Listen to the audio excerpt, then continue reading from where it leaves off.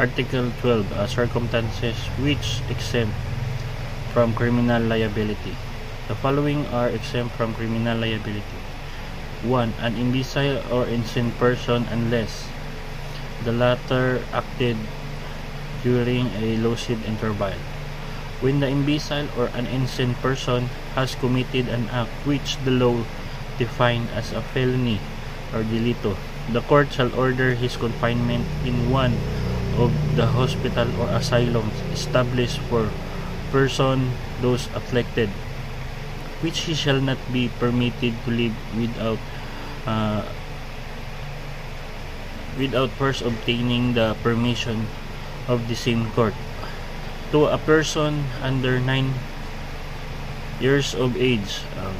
3. A person over 9 years of age and under 15. He has acted with discernment, in which case such minor shall be proceeded against in accordance with the provision of Article 80 of this code.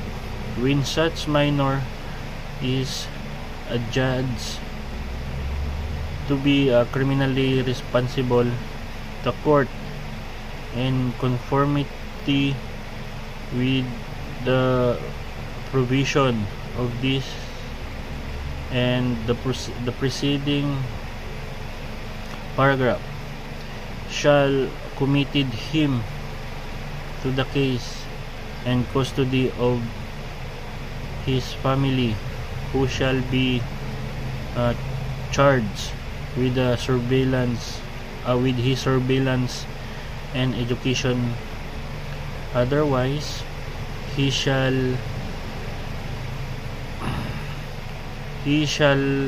be committed to the case, the care of some institution or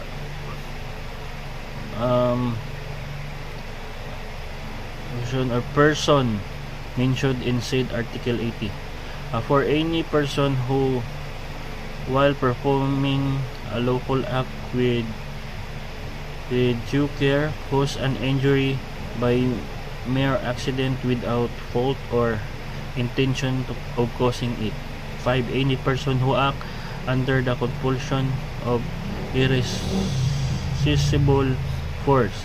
6. Any person who act under the holds of an uncontrollable fears of an equal or greater injury.